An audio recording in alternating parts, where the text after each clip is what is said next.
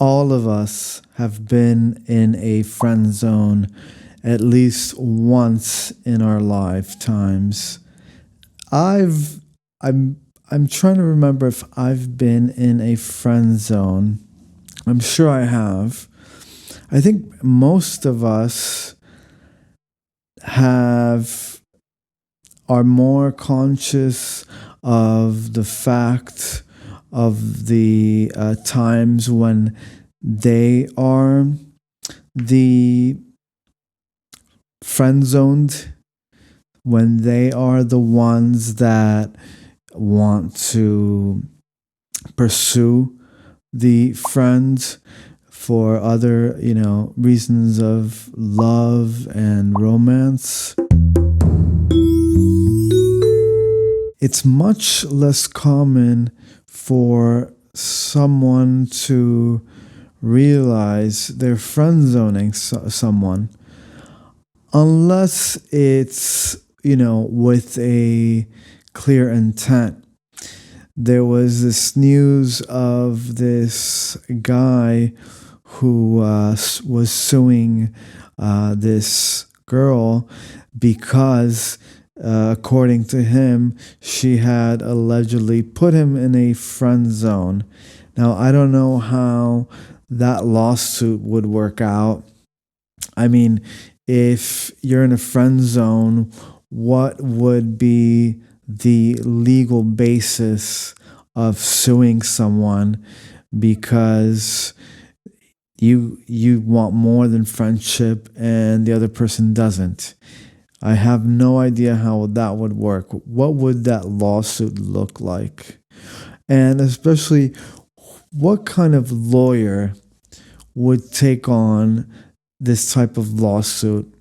I'm sure it would be a lawyer with a huge sense of humor, because it doesn't make any sense at all. I mean, isn't it weird that in our legal system in the United States, we are able to file lawsuits in court in front of the judge with lawyers because of an alleged friend zone.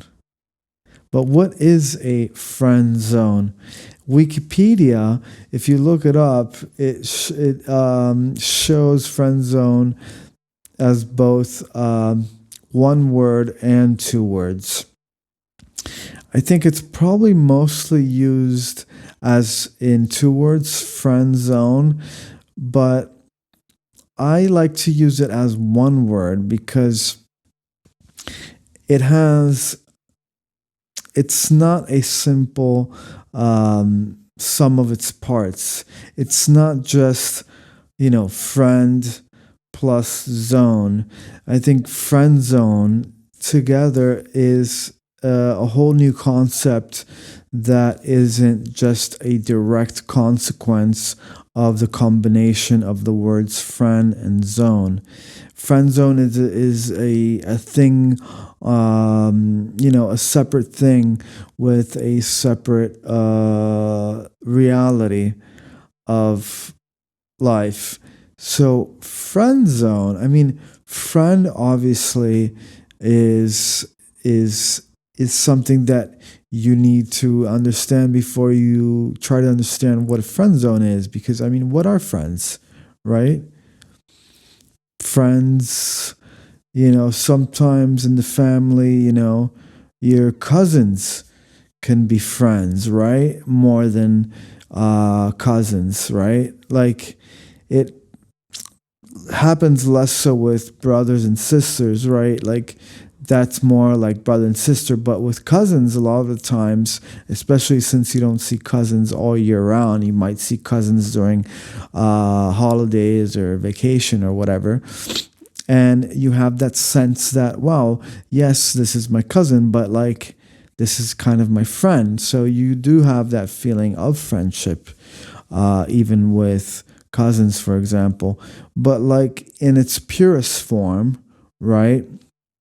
A friend is someone you care about, but never in a romantic sense, right? It's not someone that you want to have any type of relationship other than friends. So obviously, they're just like, similar to love, there aren't any rules like this is a friendship, this is a friend. Friends come in all sorts.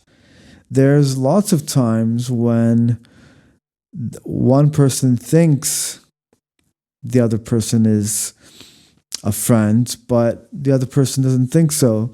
There's a lot of one-way friendships where, one guy might think, yeah, that's just a guy I know.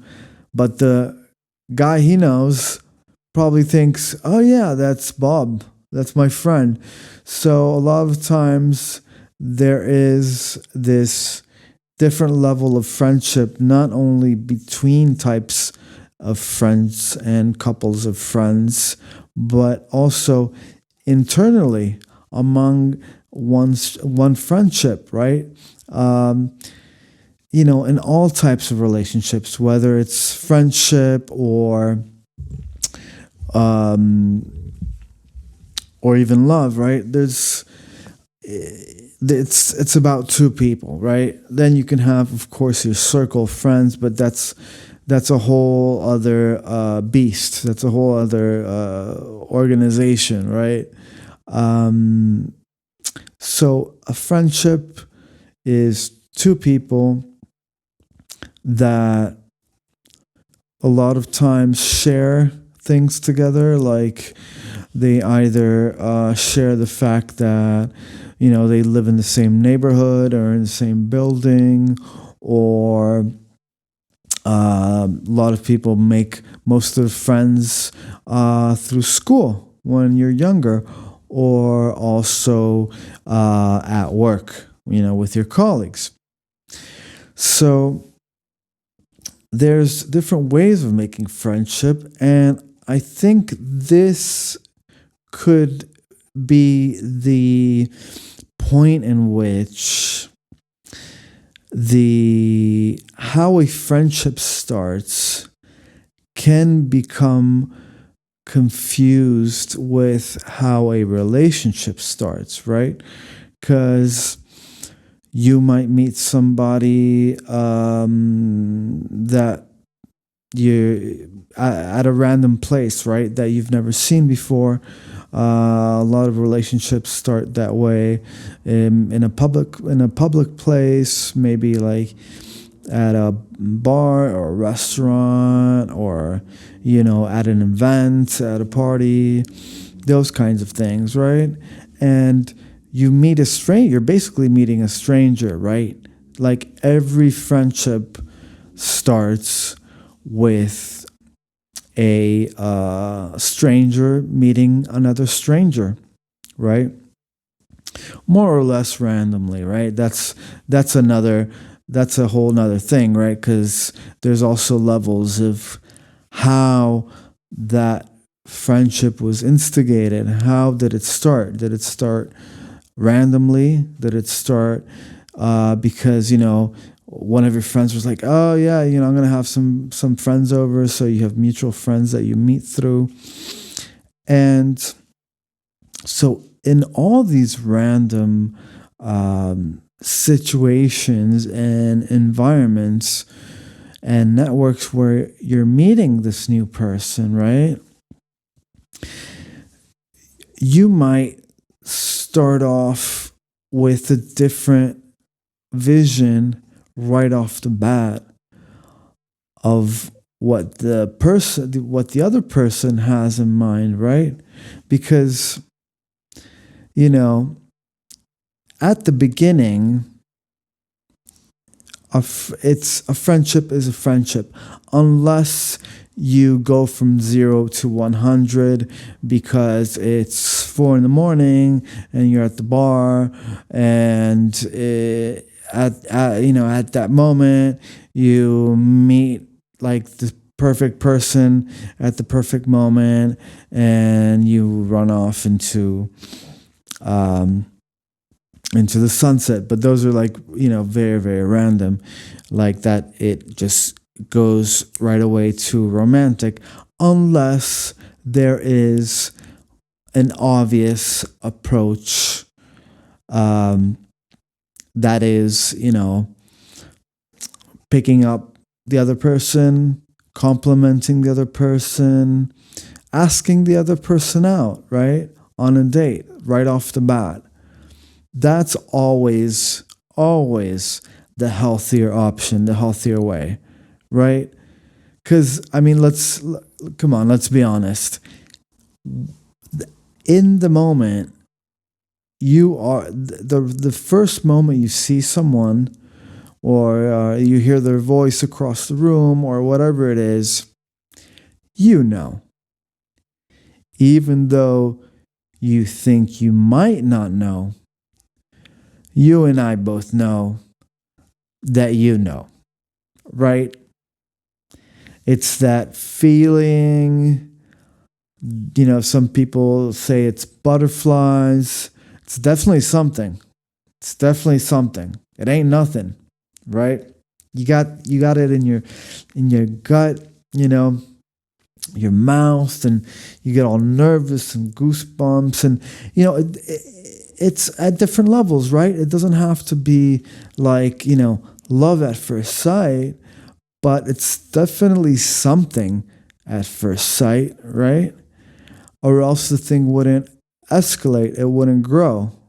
Obviously, in a consensual way where both parties have the same intent and, are clear in communicating. Well, that's another thing. A lot of times, actually, most of the times, I would say, nobody communicates clearly, right?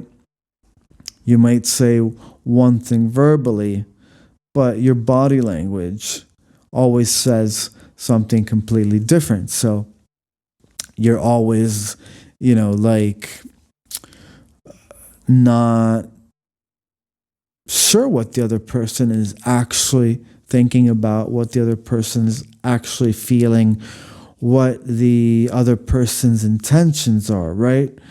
Because at the end of the day, people change, people hide their true feelings, their emotions, or, a lot of people have, don't make eye contact, or they're very cryptic with the way they use their words. So there's a lot of elusiveness already in human communication in general, right? But once you go at the level of, picking someone up, complimenting someone, trying to get to know someone new that you just met, that's even trickier in terms of communication than regular, because there's that extra layer of flirt, right? How do you flirt? Flirting is a whole art form and a whole science, right? It's a strategy, it's a philosophy. Each person has their own way of approaching the art of flirting. Some people might be more intense, more direct, more aggressive. Other people might be more secretive and discreet and mysterious.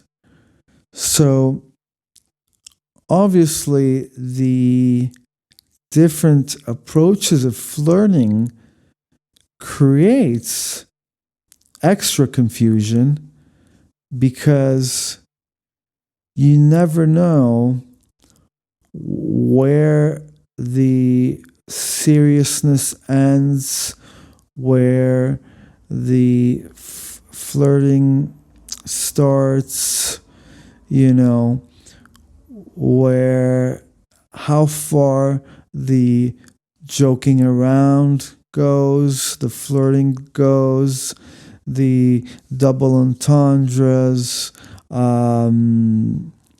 the looks, the gazes, the smiles, the hugs, you know, every little thing you do, the specific things, right? The way you start the conversation, the humor you use, or the humor you don't use. Some people like to be serious when they flirt, like it's some kind of ninja mind tricks, you know, like you're playing chess, right? And when you play chess, you're thinking, 10 moves ahead, and you're trying to calculate what the other person's next move is, and you're anticipating. And so anticipation is another element that works both in friendship and in relationships, right? Because in friendship, you do have anticipation, mostly in the form of that transforms into expectation, right? Because friendship, the whole, part of the meaning of friendship is the fact that the other person is not a stranger to you, right? You are not strangers. So why aren't you strangers? You're not strangers because you've had the time, not just the time, because a lot of people spend lots of time together and, they can also not even get along, but time together with the intensity of your interactions during that time with that friend, right? And so the more time you spend together, the more patterns you see on the other person, the more you anticipate those patterns in the other person. And when you do that, you automatically start expecting behavioral patterns that you've seen in the past in the other person. The expectation that isn't met becomes something negative, right, in your friendship, because you expect something from your friend. You're like, hey, Larry usually does this small favor for you every week or whatever, once a month, or there's a tradition of, each of you invites the other one over once a month for dinner or barbecue or something, right? And you expect that. So that month all of a sudden, where out of the blue you get no invitation and you haven't heard from your friend, then that expectation, is a letdown. And that's how, misunderstandings and stuff like that start with, between friends, right? Because you expect something that they were, according to you, according to your expectations, you're expecting something that that friend was supposed to do and they didn't do it. In parallel with a relationship, right? Like a love relationship, you also expect things, right? I mean, the longer the relationship goes, automatically you expect more and more and more. And a lot of the times, that's exactly what ends those love relationships, right? I mean, all those divorces. I mean, I don't know the statistics, but I'm sure, no doubt, at least 50% of all marriages end in divorce. And probably the other 50% of those marriages, right, that continue, that don't have a divorce, those couples, I'd say for economic reasons, for financial reasons, for legal reasons, for social reasons, for clout, for comfort, for the children, for many reasons, they stay together. So at the end of the day, out of 100 people who get married, half get divorced, and another 25% are unhappily married. So, that ends up with 25% of happy marriages.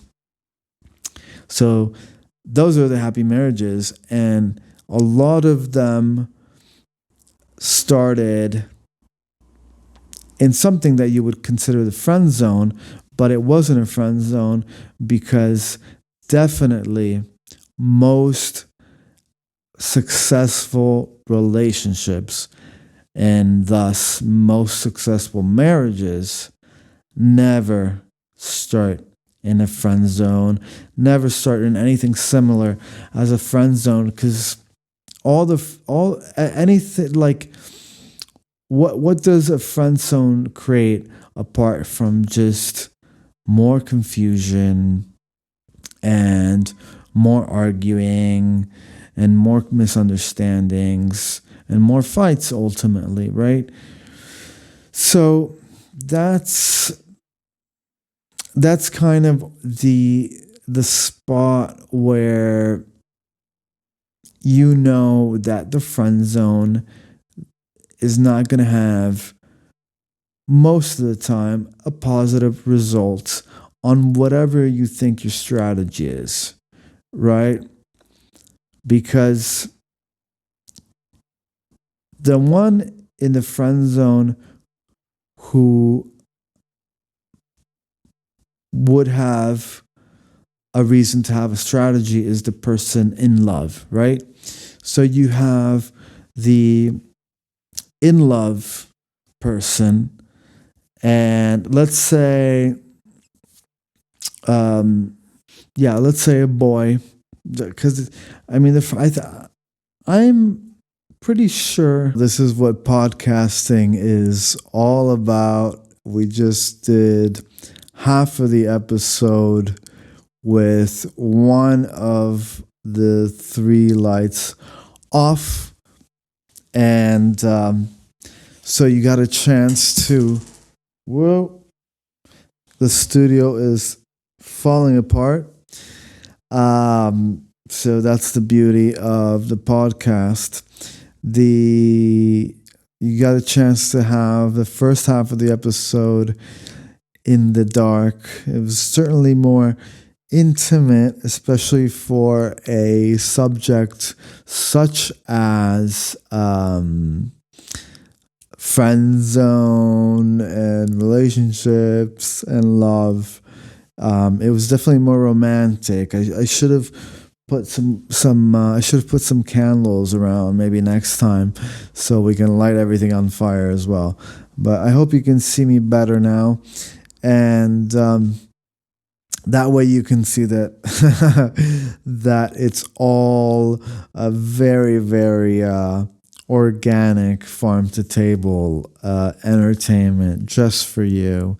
You and I here talking about the friend zone and how it is ultimately damaging to any type of dream of having a stable relationship with the other person. Because if the boy is falling in love with the girl, right? And as I was saying, I'm sure most of the friend zones are um, are usually the I mean, I'm talking. And I'm not. I don't know. Others, but in terms of straight couples, certainly it's much more common to have the boy being in love with the girl and the girl not being in love with the boy. And that's how the friend zone starts, right? And I mean, this is just simply because in in a friend zone, it shows it's a reflection of reality in relationships, right? The the woman in a straight relationship, the woman has all the decision making powers in terms of initiation, courtship, in terms of not only how the relationship begins, but especially if she's the one who chooses if the relationship will exist or not. Because, you know,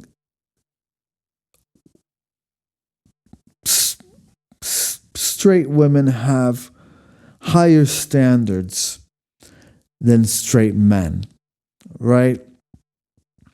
Men are more adventurous in their hunter gatherer activities, right?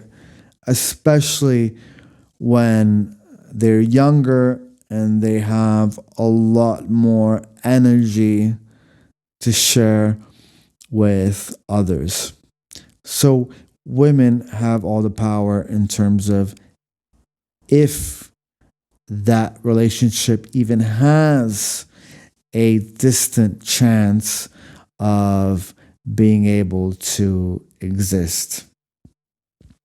That said, the boy that's falling in love with his friend that's a girl, right? The boy knows what he wants from the start. So even if the boy does not try to pick up, I'm just using the boy and the girl as an example. You can use whatever example of whatever,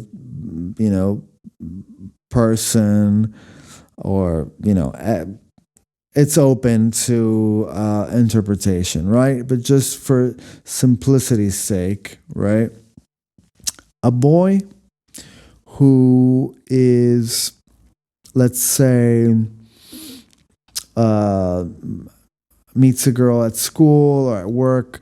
So, it's not like they don't meet and their friendship doesn't start in any gray area, or there's no confusion about how it's going to go because, well, they met at a bar and, they didn't meet in a place where usually people start romantic relationships, right? Work, school, even though in statistics, those are exactly the places where relationships start. But let's say they meet at the school library while they're doing some research, whatever, during between classes or whatever. the only reason the friend zone exists between the boy who wants her and her who does not want him is because she doesn't want him. That's the only reason there would be a friend zone in the first place. There's no reason to be a friend zone, right? You're either friends or you're not. But obviously, the possibility of this becoming more than a friendship is usually the the um, the thing that the boy who's in love with the girl wants, right? So there's zero chance. There's zero chance that this friend zone will, evolve into something else. Because if the girl met you, she didn't. There was no love at first sight for her. So it was, whatever for her. She sees you around and she's still talking to you. She still sees you, you still hang out at parties together, maybe, or whatever, eat a burger with friends, go to movies, whatever. But it's always in a friendship environment. You're just another friend. If she had wanted something from you, if she had wanted more from you, she would have let you know. The only reason the guy is in the friend zone is because the guy either doesn't have the courage or the self-esteem to just go up to the girl right away and be like, would you like to go out? Would you like to go have a bite to eat? There's different levels of how explicit you could be, either in asking her out or, hitting on her. If that doesn't happen, it's because the boy who wants her does not have the courage to be clear with her. So that's on him. That's not her responsibility. It's his responsibility to be, clear with her in terms of what he wants. Obviously, there's situations where you don't want to scare her right off the bat. Maybe you just met. You don't want to be like, yo. But actually, don't be afraid to scare her because, obviously don't be creepy about it or don't be, aggressive about it. But, if you're just like chill about it and relax and you just let her know and you just be honest and, authentic with her, that's better than, just hitting on her or just flirting with her. Because flirting it's never direct, right? That's kind of the mystery behind, flirting, right? So if you're the boy and you're in love with her, you got to tell her right away, yo, let's go out. Like, yeah, let's do this. You don't have to it doesn't have to be with a lot of words. Being direct does not mean that you need to use a lot of words. It's about your confidence, your motivation. If she sees that you know what you want, and you're not afraid of letting people know what you're about and what you're going after. That's a huge plus. You know, that's better than, having a nice car or having nice clothes or whatever stupid things the media tries to make you make believe are true, are not. It's about, your behavior, first of all. So if you don't have the courage to tell her, what you want from her, why should she care? Why? Then you say, oh, yeah, well, I wanted to tell her. Then yeah, you know what I'm saying? Like, there are those guys that are like, yeah, I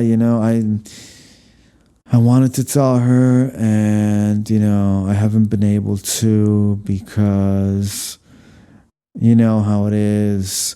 She has, her boyfriend or whatever. I'm like, so why are you hanging out with her? What's the point? That's creepy. So that's stupid. That's another level, not having the courage to, let a girl know that you want her, when the girl is single, it's okay. We're all scared of stuff. We're all scared of failure or of rejection, right? So you can always work on, your courage and your game or whatever, and work on it. That's fine. That works. But when you're you're putting yourself in a friend zone with a girl who has a stable relationship with another dude, or they're living together, or whatever, it's like, why are you, spending all this time with a girl who's not available? That is creepy.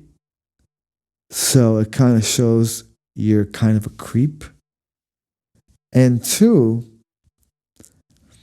even if you don't consider yourself to be a creep, you definitely don't have that much self-esteem. Because, if you are delusional and letting yourself believe that everything's fine. Oh yeah, we're friends, yeah, we go get coffee once a week, we go hiking, stuff like that. Dude, she's taken. She has her boyfriend. She has her relationship. What are you doing? Don't you have any self-esteem? Like, are you like her, her pet or something? You're basically someone's pet. When the man isn't in the house, you come running up to her, running up to her knees, scratching her thighs with your little paws. What are you doing? You're not a dog. You're a man. There's no reason to be in a friend zone. All right? Not because you don't have enough courage. Work on your courage. You definitely have no reason to be in a friend zone if the girl already has her boy, her man. What are you doing? So when I see all these, guy friends telling me like, yo, I don't know what to do because this friend, she's friend zoning me, and they're complaining, oh, she's did this, she did that, but I did this and I did that for her, and but she didn't do this and she didn't do that. I'm like, why are you blaming the girl? You are a grown man. You put yourself in that situation. And now you're coming to me to complain about something that I already told you a month ago you shouldn't be doing. Because I already knew the results. You already knew the results. What part of your brain made you think this was a smart move? What made you think this was a good idea? What were you going to get from this? The best case scenario is she breaks up with the dude and I guess hooks up with you as a rebound. I mean, are you that desperate? Are you that pathetic? I mean, do you look yourself in the mirror in the morning? You must have a minimum of self-respect. There's nothing good that can happen. I'm trying to think of what anything good that can happen. There's nothing good. Only bad things can happen. Lots of bad things. Because, in the best case scenario, she's simply unaware of your attention towards her, of your interest in her. That's best case scenario. Best case scenario, she's so busy with other things, or she's so. Let's in this case, let's look at a single girl, right? Because obviously, the girl in the relationship, we know, why she, probably didn't notice or didn't care because she already has a boyfriend. But let's say she's single. The girl you want is single. You and her have a friendship, and best case scenario, the friend zone exists because she literally thinks of you as just some just another friend, and she's too in her own world, or she's too busy with her own stuff, or she's too dumb to realize, that your behavior is going towards something beyond friendship. That's best case scenario. Then there's a long list leading up to worst case scenario. Worst case scenario, I'm saying she, but it could be he, she, they, whatever. Worst case scenario, she's using you. She's using you. She knows exactly what you want from her. She has zero intention of giving you even a little tiny bit. Just a little tiny bit. Nah. She ain't giving you none. Nothing. You're gonna walk back home with your mouth dry and your tail between your legs, your blue tail between your legs, and you're gonna have a rough sleep because she is not having any of it. But she's not gonna let you know because she's probably using you for something.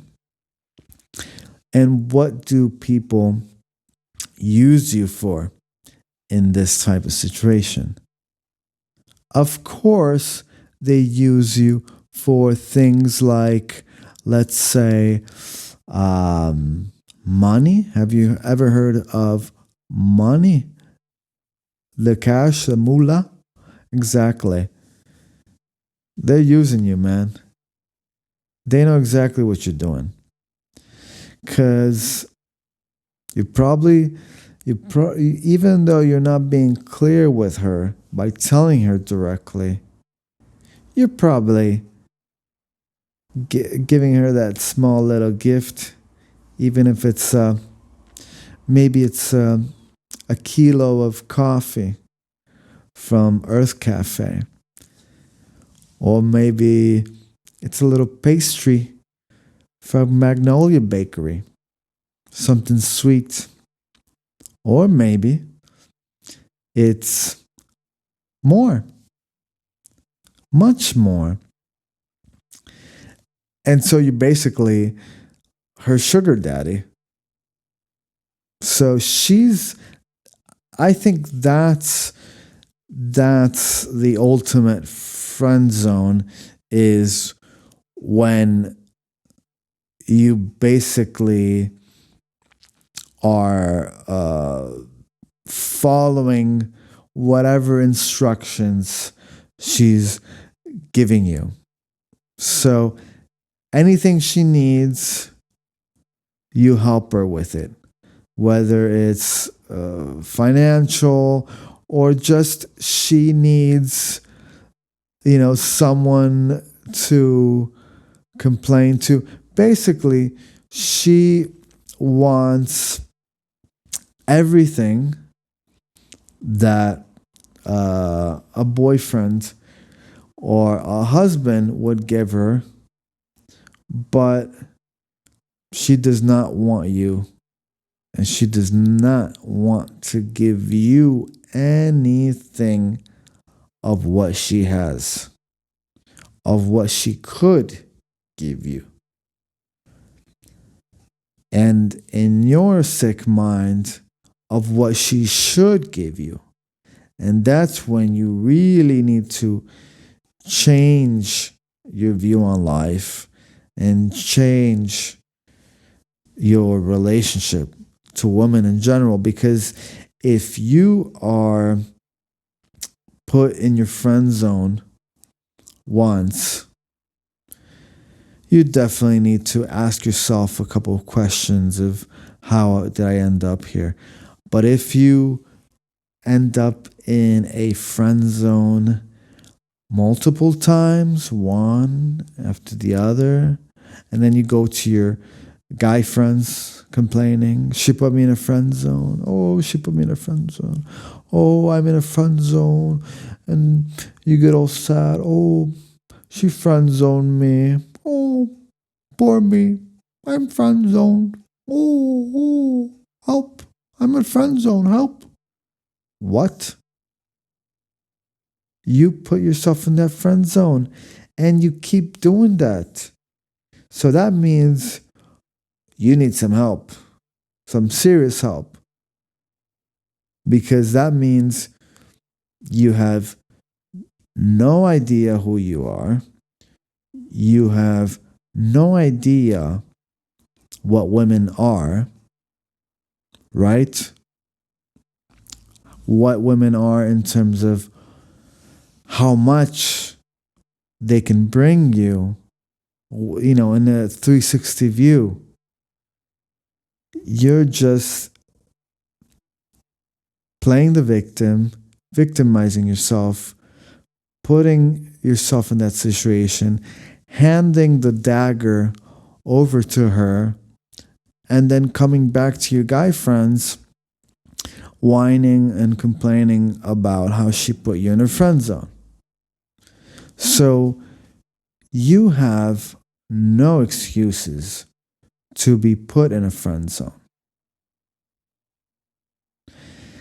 Now, there's two sides to this coin. The other side is the person who is allegedly friend zoning the guy, right? So let's say you are you have a friend who is friend zoned. Don't you notice that he's friend zoned? Haven't you noticed? Even though he didn't tell you directly? I mean, how long does it take you to figure out that this guy who calls you regularly, maybe invites you to lunch, because lunch is, you know, it's perfect for business, but it's unfortunately very it's a jungle for friend zone, because if you go out to eat at dinner, you already know it's a date, right? But a lunch date, if you say, hey, let's go out to dinner, that's a date. You don't need to put the word date, right? Nobody says, oh, dinner date. I mean, they said it when in the 1950s, right? When they were coming back from Korea. Hey, I just came back from Korea. Come on, honey, let's go. Let's go on a dinner date. Let's go out to dinner. You know it's a date. That's all you need. Dinner. Yeah. Let's do dinner. That's a date. Lunch, it has no date value unless you put the word date, right? That's why it's used a lot more often, right? Lunch date. And that's where you, the person who is allegedly friend zoning the other person, I mean, you should figure out, right? And are you convincing yourself that it's not happening? Or are you comfortable with the fact that maybe, just maybe, you are comfortable with enjoying the benefits of this friend zone situation? I mean, does it ever happen that the guy that you've been friends with for a year or for 5 years randomly comes up to you and is like, yo, I gotta tell you, it's been a while now. We've been friends for a while.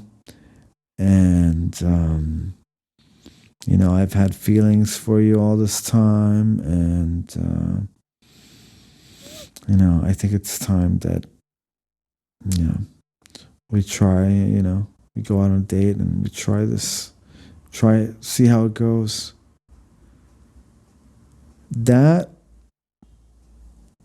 happens 1% of the time. I mean, I can, I can hardly count on, on one hand, the times I've met couples who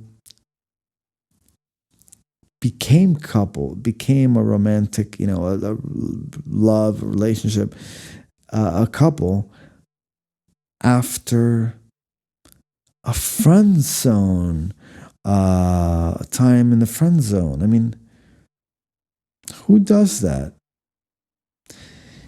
I mean, the friend zone is really the perfect relationship for two sick people. I mean, you have to be sick to be in a friend zone and stay in a friend zone. I mean, the guy who wants the relationship definitely has some issues. And the girl who just wants to keep the friendship, or doesn't know that there could be more, or just doesn't care about it. I mean, what's wrong with you? Why don't you feel awkward about this? Isn't this weird? You know that yucky feeling? Sometimes you meet a friend, or you meet somebody, and everything goes well, but then something starts to feel a bit off, a bit shady, a bit dodgy, a bit strange, weird, yucky at different levels. And so, you know, that friendship, or, you know, that feeling stops, and you just stop seeing each other, stop calling each other. It happens a lot of the time. That's how most, you know, small friendships come and go, right? What is the feeling? How can you not feel weird or awkward or strange in that situation? You know, it would feel too awkward for me. I mean, what are you supposed to do? On either side, why are you in the friend zone? Why is the guy that wants you in the friend zone? And why are you still in the friend zone? Obviously, the only person who would automatically know that they're in the friend zone is the guy who wants more, right? Because he's the only one who wants more. So he's the only one who is not comfortable. No, well, he is comfortable because he's staying there, but he's the only person who contradicts himself, because the friend zone is a contradiction in part, right? It's a contradiction because one of the two players of this comedy wants more than the other, but does the other know, or the other knows?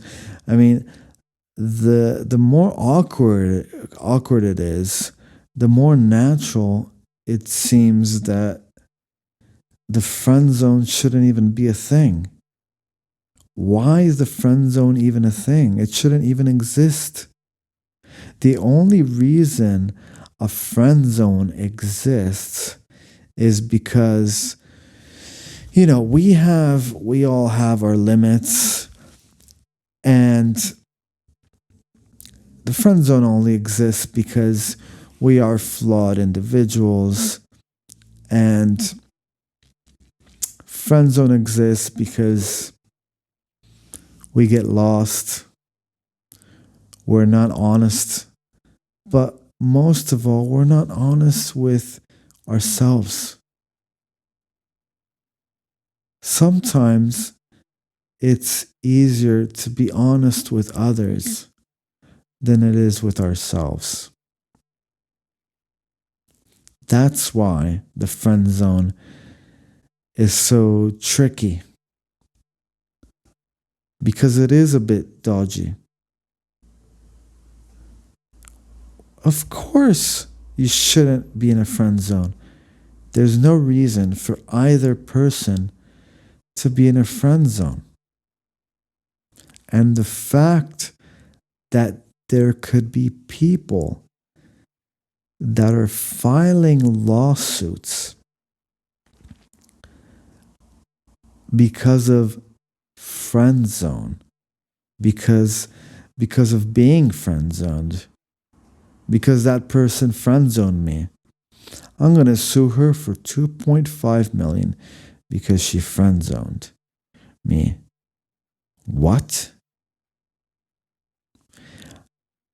That is incredible. the fact that we have completely lost sense of reality. We have a world where anything can happen any moment. And I won't say anything else, because anything more, because you know exactly what I'm talking about. Anything can happen right now in this world. We have real issues. We have serious problems. And somebody has the time to waste their life in a position where they don't want to be, and they're putting themselves intentionally in that situation. They are creating that cage. They are their own hostage. Because if you know that you are in a friend zone and you continue to stay in that friend zone, then you are the problem. The problem is not the friend zone or whatever else you want to call it. If you put yourself in a situation that contradicts your feelings, your desires, your being, your emotions, then you're just lying to yourself. And if you're lying to yourself and you don't do anything about it, if you're in a friend zone and you don't get out, then what do you think the results are going to be? Yes, they are not going to be pretty. They are going to be very ugly. Because what happens when someone lies? When someone lies, they keep lying. Why do they keep lying? Because once you start to lie, you can never end. Because what happens when it ends? When it ends, all the lies come crashing down like a domino castle, one after the other. If you start to lie about the color of the sky, and then you start to lie about the color of the sun, and then you have to create a whole universe around your lies, because you can't stop. You can't stop lying. Lying is a scam. You're scamming yourself. Friend zone is a scam. You're scamming yourself. So choose how you want to continue living.